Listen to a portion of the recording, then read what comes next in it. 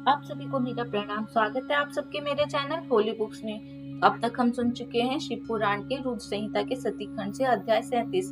अब हम सुनेंगे उससे अगला अध्याय। तो चलिए शुरू करते हैं। इस अध्याय में हम सुनेंगे श्री विष्णु की पराजय में दधीची मुनि को शाप को कारण बताते हुए दधीची और क्षुभ के विवाद का इतिहास, मृत्युंजय मंत्र के अनुष्ठान से दधीची की अवध्यता तथा श्री हरि का क्षुभ को दधीची की पराजय के लिए यत्न करने का आश्वासन। सूत जी कहते हैं, महर्षियों, अमित बुद्धिमान ब्रह्मा जी की कही हुई यह कथा सुनकर द्विश्रेष्ठ नारद विस्मय में पड़ गए। उन्होंने प्रसन्नता पूर्वक प्रश्न किया। नारद जी ने पूछा, पिताजी, भगवान विष्णु शिव जी को छोड़कर अन्य देवताओं के साथ दक्ष के यज्ञ में क्यों चले गए, जिसके कारण वहां उनका तिरस्कार हुआ? क्या वे प्रलयकारी पराक्रम वाले भगवान शंकर को नहीं जानते थे? फिर उन्होंने अज्ञानी पुरुष की भांति रुद्र गणों के साथ युद्ध क्यों किया? करुणानिधे, मेरे मन में यह बहुत बड़ा संदेह है। आप कृपा करके मेरे इस संशय को नष्ट कर दीजिए और प्रभु, मेरे मन में उत्साह पैदा करने वाले शिव चरित्र को कहिए। ब्रह्मा जी ने कहा, नारद, पूर्व काल में राजा क्षुभ की सहायता करने वाले श्री हरि को दधीची मुनि ने शाप दे दिया था, जिससे वह इस समय इस बात को भूल गए थे। वे दूसरे देवताओं के साथ दक्ष के यज्ञ में चले गए। दधीची ने क्यों शाप दिया, यह सुनो। प्राचीन काल में क्षुभ नाम के प्रसिद्ध एक महातेजस्वी राजा हो गए हैं। वे महाप्रभावशाली मुनीश्वर दधीची के मित्र थे।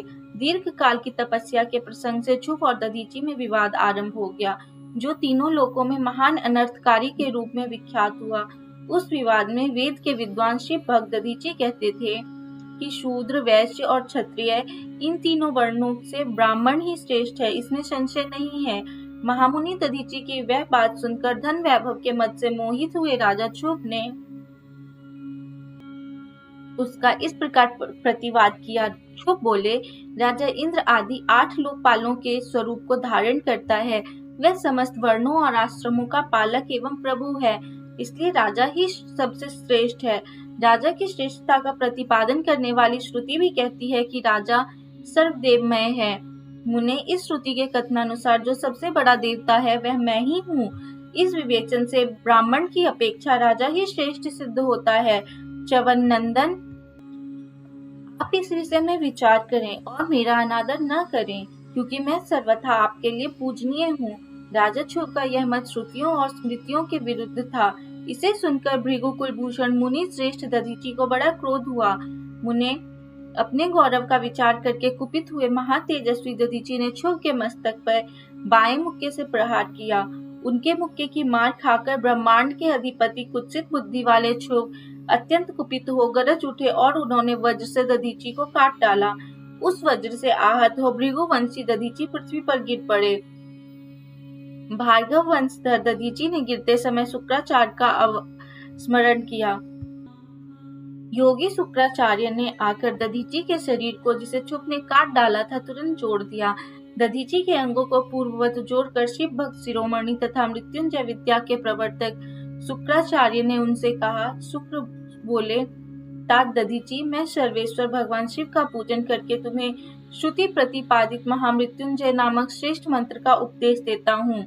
त्र्यंबकम यजामहे, मतलब हम भगवान त्र्यंबक का यजन यानी आराधना करते हैं। त्र्यंबक का अर्थ है तीनों लोकों के पिता प्रभावशाली शिव। वे भगवान सूर्य, सोम और अग्नि तीनों मंडलों के पिता हैं। सत्व, रज और तम तीनों गुणों के महेश्वर हैं। आत्म तत्व, विद्या तत्व और शिव तत्व, इन तीनों तत्वों के आवाहनीय, गार्हपत्य और दक्षिणाग्नि, इन तीनों अग्नियों के सर्वत्र उपलब्ध होने वाले पृथ्वी, जल एवं तेज, इन 3 मूर्त भूतों के अथवा सात्विक आदि भेद से त्रिविध भूतों के, त्रिविध यानी स्वर्ग के, त्रिभुज के, त्रिधात भूत सबके ब्रह्मा, विष्णु और शिव तीनों देवताओं के महान ईश्वर महादेव जी ही हैं। यहाँ तक मंत्र के प्रथम चरण की व्याख्या हुई। मंत्र का द्वितीय चरण है सुगंधिम पुष्टि वर्धनम। जैसे फूलों में उत्तम गंध होती है, उसी प्रकार वे भगवान शिव संपूर्ण भूतों में, तीनों गुणों में, समस्त कृत्यों में, इंद्रियों में, अन्यान्य देवों में और गणों में उनके प्रकाशक सारभूत आत्मा के रूप में व्याप्त हैं। अतएव सुगंध युक्त एवं संपूर्ण देवताओं के ईश्वर हैं। यहाँ तक सुगंधिम पद की व्याख्या हुई। अब पुष्टिवर्धनम की व्याख्या करते हैं। उत्तम व्रत का पालन करने वाले द्विजश्रेष्ठ महामुनि नारद, उन अंतर्यामी पुरुष शिव से प्रकृति का पोषण होता है। महत्तत्व से लेकर विशेष पर्यंत संपूर्ण विकल्पों की पुष्टि होती है तथा मुझ ब्रह्मा का, विष्णु का, मुनियों का और इंद्रियों सहित देवताओं का भी पोषण होता है, इसलिए वही पुष्टिवर्धन है। अब मंत्र के तीसरे और चौथे चरण की व्याख्या करते हैं।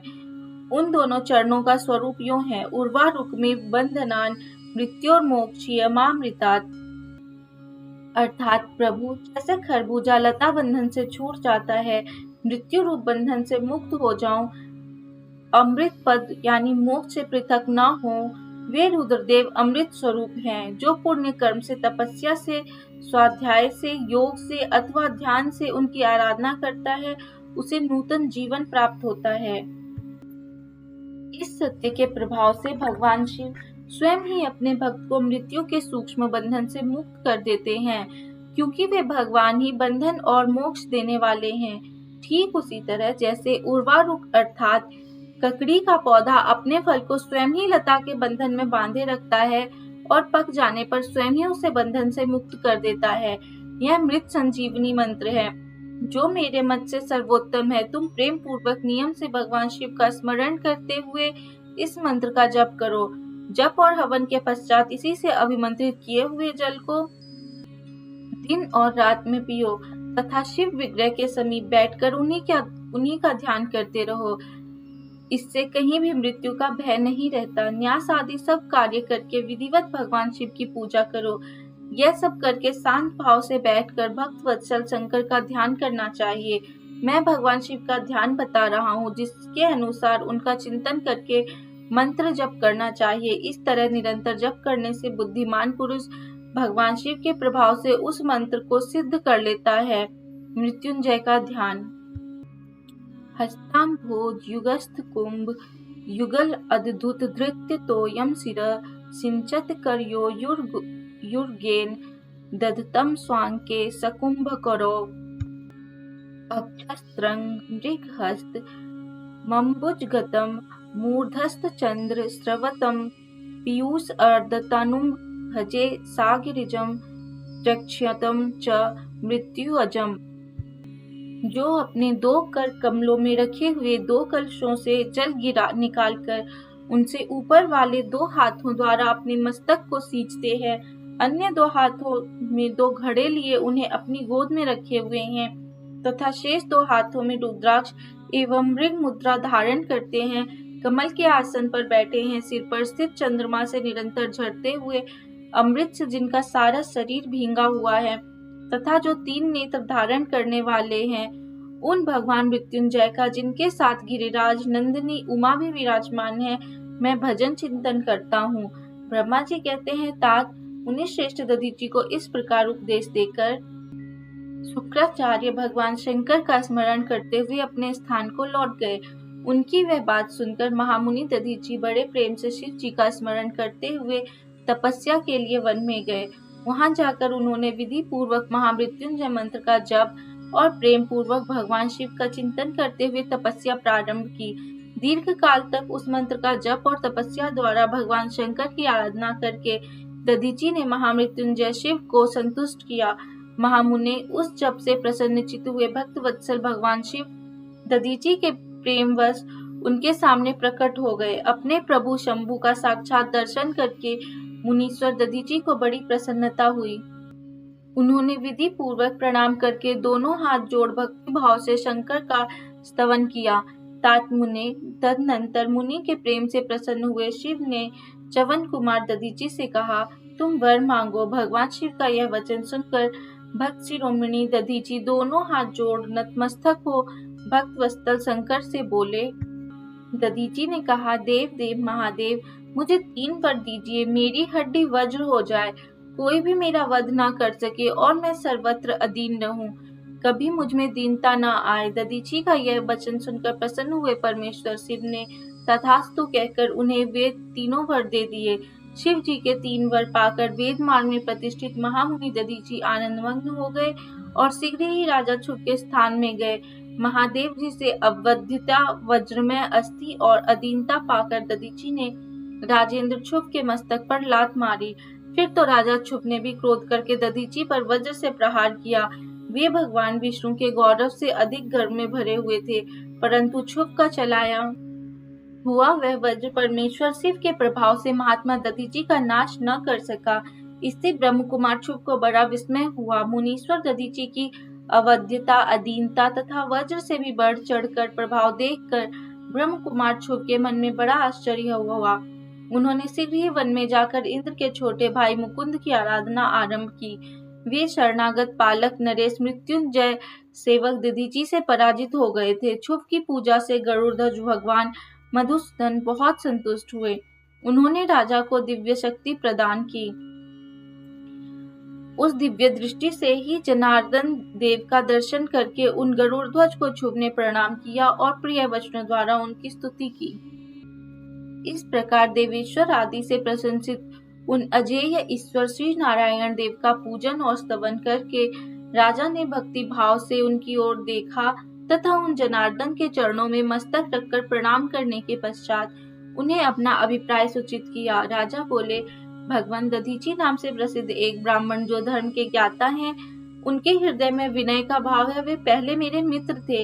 इन दिनों रोग शोक से रहित मृत्युंजय महादेव जी की आराधना करके वे उन्हीं कल्याणकारी शिव के प्रभाव से समस्त अस्त्र शस्त्रों द्वारा सदा के लिए अवध्य हो गए हैं।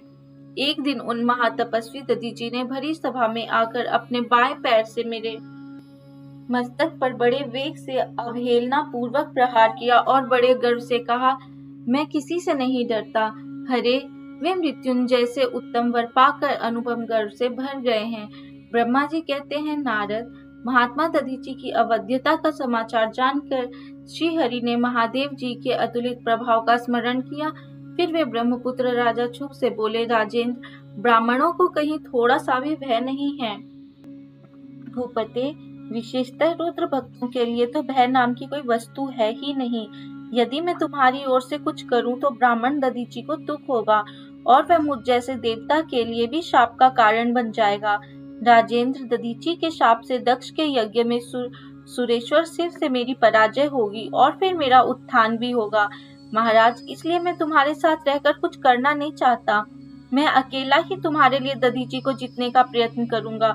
भगवान विष्णु का यह वचन सुनकर छुप बोले, बहुत अच्छा, ऐसा ही हो। ऐसा कहकर वे उस कार्य के लिए मन ही मन उत्सुक हो प्रसन्नता पूर्वक वहीं ठहर गए।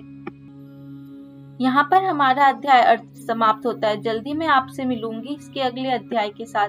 तब तक प्रेम से बोलिए ओम नमः शिवाय, हर हर महादेव।